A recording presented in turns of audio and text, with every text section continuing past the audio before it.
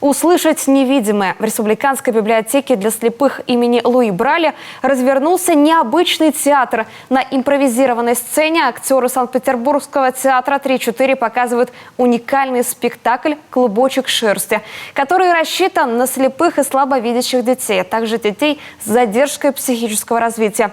Проект «Ощути невидимое. Сказки для всех» реализуется при поддержке фонда президентских грантов. Как актерам удается помочь почувствовать всю палитру эмоций и красок тем, кто не может увидеть сцену, расскажет Павел Королев. Становится светлее. На сцене из домика появляется барашек.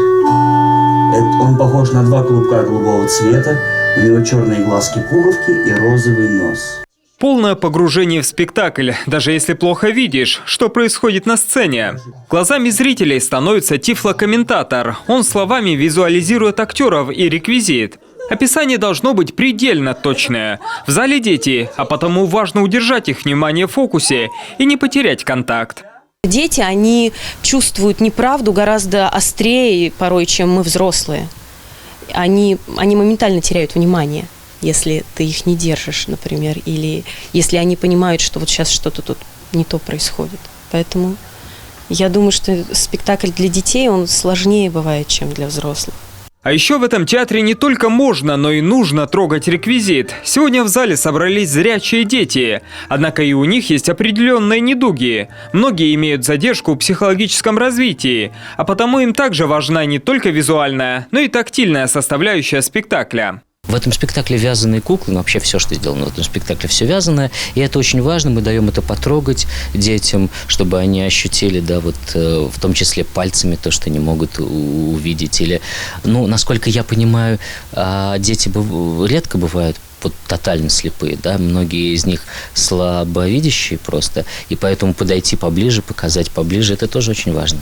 Театр 3-4 гостит в Коми уже не в первый раз. В 2019 году питерские артисты представили на суд сыктывкарской публики спектакль «Разноцветная книга». С помощью звуков и воображения актеры попытались визуализировать цвета и даже дали возможность незрячим детям потрогать их с помощью необычной книги.